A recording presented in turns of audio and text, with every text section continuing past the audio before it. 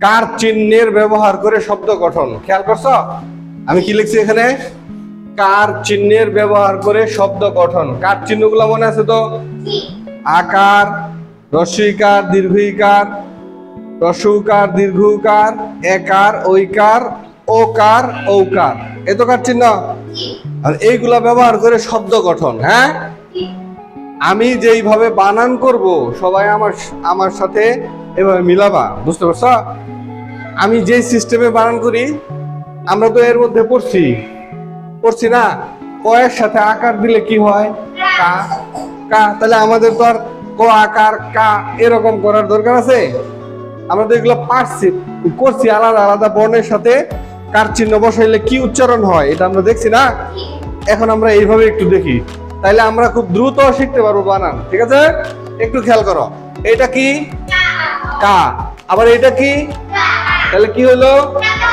কাকা। এইটুক কি? এটুক পা। এটুক কি? পা। আর এটুক কা। পা কা। এটুক কি? কা। আর এটুক দা। তাহলে কা দা। কি হলো? কাদা। এই যে এটুক কি?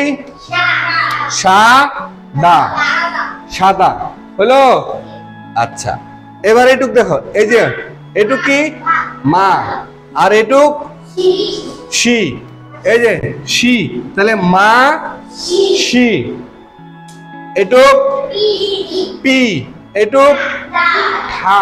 তাহলে পি ঠা, পিঠা। এটুক কি? দি। এটুক দি। তাহলে কি হলো? দিদি। এক্সিলেন্ট। হ্যাঁ, এটুক কি? যে এটুক নি। ধি। নিধি। নিধি। হ্যাঁ, আচ্ছা, গুড। এটুক কি? পি। এই যে এখানে পড়ছি পি, তাহলে এটা কি? পি। আর এটুক সি। পিসি। এটুক কি? মু। এটুক রি। তাহলে মু রি, মুড়ি। এটুক কি? এটুক এই এটা আকার ছাড়ে দিছো গা। ভো। ভো। ভু না, ভো। ভো র। ভোর। ভোর। ওকে, আচ্ছা। এই যে এটুক দেখো। শো।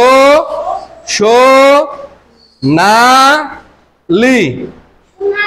সোনালি। ঠিক আছে, আচ্ছা। এটা দেখো। এই যে এটুক কি? এটুক দু। আর এটুক রে। দু রে। এটুক কি? ক্রি।